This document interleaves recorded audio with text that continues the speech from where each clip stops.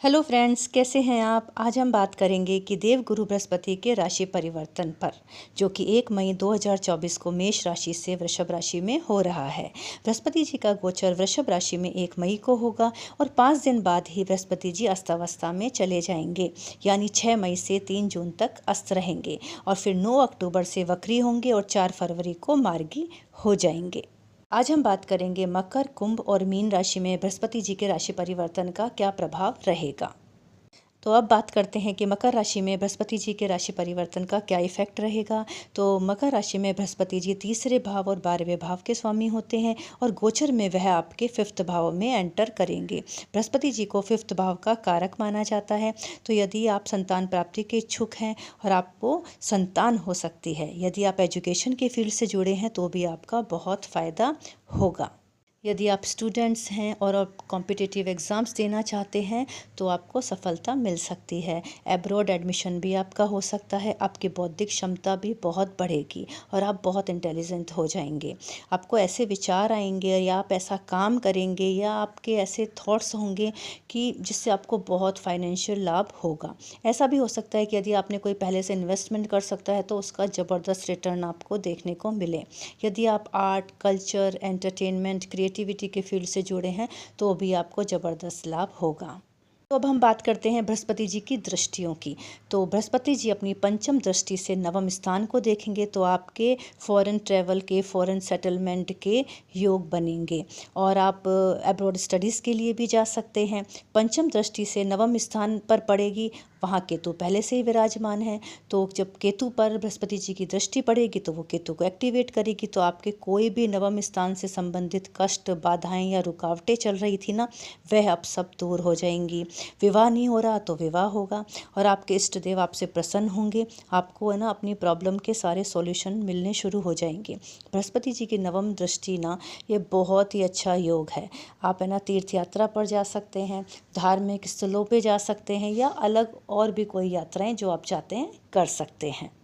बृहस्पति जी की सप्तम दृष्टि 11th भाव पर पड़ेगी तो आपकी लाइफ में ऐसे लोग आएंगे, ऐसे ग्रुप आएंगे जो आपकी लाइफ को एक नया डायरेक्शन देंगे, जिससे आपको बहुत लाभ होगा।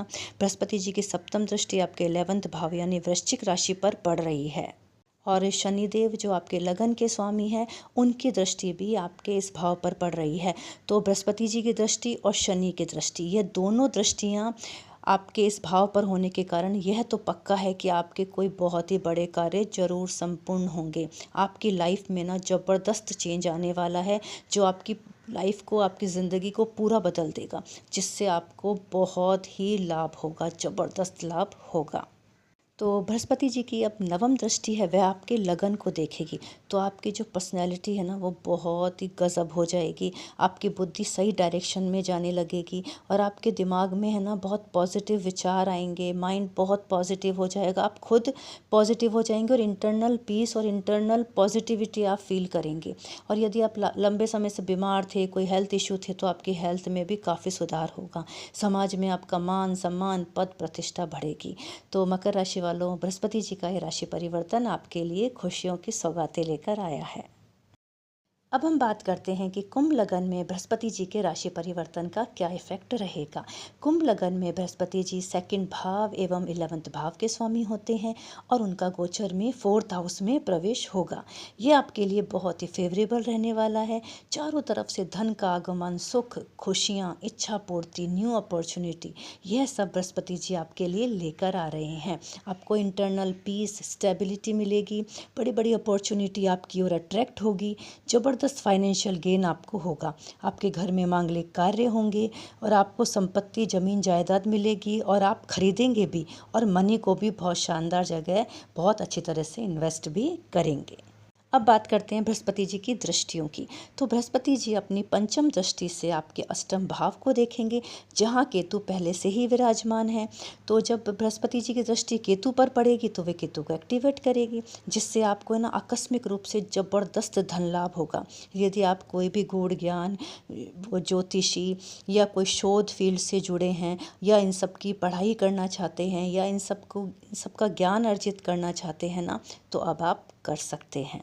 बृहस्पति जी की सप्तम दृष्टि आपके दशम भाव को देखेगी, तो दशम स्थान यानी कर्म स्थान भाव को बताता है। तो आप किसी भी फील्ड में हो, यदि आपने पहले बहुत मेहनत की है ना, तो अब आपको है ना उसका रिजल्ट मिलने वाला है। अब आपने अपने फील्ड के ना एक्सपर्ट बन जाएंगे। आपको पब्लिक सपोर्ट मिलेगा, आपको घर परिवार का सपोर्ट मिलेगा, आपको अपने फ्रेंड्स का सपोर्ट मिलेगा और आप अपने लक्ष्यों की प्राप्ति करने में भी समर्थ हो जाएंगे। शनि जो आपके लग्नेश हैं वह दशम भाव को भी दृष्टि दे रहे हैं, तो बृहस्पति जी की दृष्टि और शनि की दृष्टि, यह दोनों दृष्टि आपके कर्म स्थान में शनि और बृहस्पति जी दोनों की दृष्टि पड़ने के कारण कोई बहुत बड़ा ना आपके साथ होने जा रहा है। आपको ना बहुत ही ज़बरदस्त सफलता मिलेगी, जिससे ना आपको धन लाभ बहुत ज़बरदस्त होने वाला है। बृहस्पति जी की नवम दृष्टि आपके 12वें भाव को देखेगी, तो आपको यदि कोई इंटरनेशनल क्लाइंट चाहिए था, विदेशी मार्केट में कोई आप बहुत बड़ी डील करना चाहते थे या कोई आपको इंटरनेशनल पार्टनर बनाना चाहते थे, तो बृहस्पति जी की इस दृष्टि के कारण ना आपके काम बन सकते हैं और विदेश से ज़बरदस्त धन आने के भी आपके योग बनेंगे। आपके विदेशी काम बनेंगे और विदेश से धन आएगा। तो कुंभ राशि वालों, आपके लिए भी यह राशि परिवर्तन बहुत शानदार रहने वाला है। अब हम बात करते हैं कि मीन लगन में बृहस्पति जी के राशि परिवर्तन का क्या इफेक्ट रहेगा। मीन लगन में बृहस्पति जी लगन के स्वामी और दशम भाव के स्वामी होते हैं और यह गोचर में आपके तीसरे भाव में होने जा रहे हैं। तो इस दौरान आप कोई कार्य की नई शुरुआत करने चाहते थे तो पूरा सपोर्ट मिलेगा। यदि मार्केट से आप धन लेकर कोई काम करना चाहते हैं तो अब आप कर सकते हैं, स्थिति आपके पक्ष में रहेगी। यदि आपको अपनी फैमिली का और फ्रेंड का सपोर्ट चाहिए था तो अब वह सपोर्ट आपके लिए अवेलेबल रहेगा। न्यू बिजनेस करने का मौका मिलेगा। तो इस तरह से ना आपके लिए बहुत शानदार यह गोचर रहेगा। अब हम बात करते हैं बृहस्पति जी की दृष्टियों की।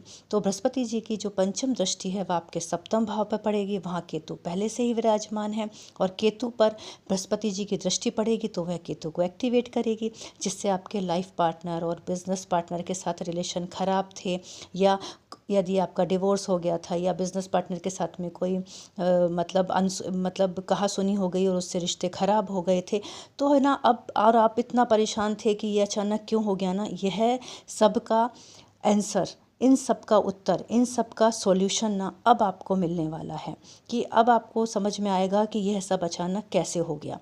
तो अब आपका है ना इन सब का सॉल्यूशन मिलेगा, तो क्या होगा ना, अब अपनी लाइफ में आप आगे बढ़ पाएंगे। और यदि आप कुंवारे हैं तो आपका विवाह का योग बनेगा, आप डिवोर्सी हैं तो भी आपको विवाह का योग बनेगा और इस बार ना आपको लाइफ पार्टनर बहुत अच्छा मिलेगा। और यदि आप नया बिजनेस करना चाहते हैं, न्यू बिजनेस पार्टनर चाहते हैं, तो बिजनेस पार्टनर भी आपको अच्छा मिलेगा जो कि लंबे समय तक आपके साथ रहेगा। लेकिन है ना यह सब आपकी कुंडली के ऊपर ही डिपेंड करता है। ऐसा नहीं है कि मैंने बोल दिया और हो गया। आप कुंडली चेक करवाइए, अगर उसमें ऐसे योग है ना तो फिर 100% ऐसे योग बनेंगे, क्योंकि अभी ऐसे योग बन रहे हैं। तो यह सब ना आपकी जन्म कुंडली पर डिपेंड करता है। अब बात करते हैं कि बृहस्पति जी की जो 7वीं दृष्टि है ना वो 9th भाव को देखेगी। तो इसका बृहस्पति और शनि दोनों की दृष्टि यहाँ पर आ रही है, तो आपको भाग्य का पूरा सहयोग मिलेगा, बल पराक्रम बढ़ेगा, विवेक बुद्धि का सही यूज़ आप कर पाएंगे। यदि आप पीआर, ग्रीन कार्ड या सिटीजनशिप चाहते थे तो उसके लिए अप्लाई करना चाहते थे तो अब आप कर सकते हैं, आपको सफलता मिल सकती है। और यदि आप मोटिवेशनल स्पीकर हैं या धार्मिक स्पीच देते हैं तो आपके लिए यह बहुत फेवरेबल रहेगा। और बैंकिंग या लॉ सेक्टर से जुड़े हैं तो भी आपको बहुत लाभ मिलेगा। बृहस्पति जी की 9वीं दृष्टि ना आपके लाभ भाव को देखेगी, तो आप नए लोगों, नए ग्रुप से जुड़ेंगे जो आपकी है ना लक्ष्य प्राप्ति में सहायक सिद्ध होंगे। आपके गुरु बनेंगे जो आपको सही रास्ता दिखाएंगे, आपके नए नए काम बनेंगे। तो इस तरह से ना आपको बहुत ज़बरदस्त लाभ होगा। तो मीन राशि वालों, आपके लिए भी यह गोचर बहुत ही खुशियाँ लेकर आया है। तो यह था मकर, कुंभ और मीन के अंदर बृहस्पति जी का क्या इफेक्ट रहेगा। तो आपको कैसा लगा आप मुझे कमेंट करके बताइए और आप मेरे चैनल को लाइक, शेयर, सब्सक्राइब कीजिए।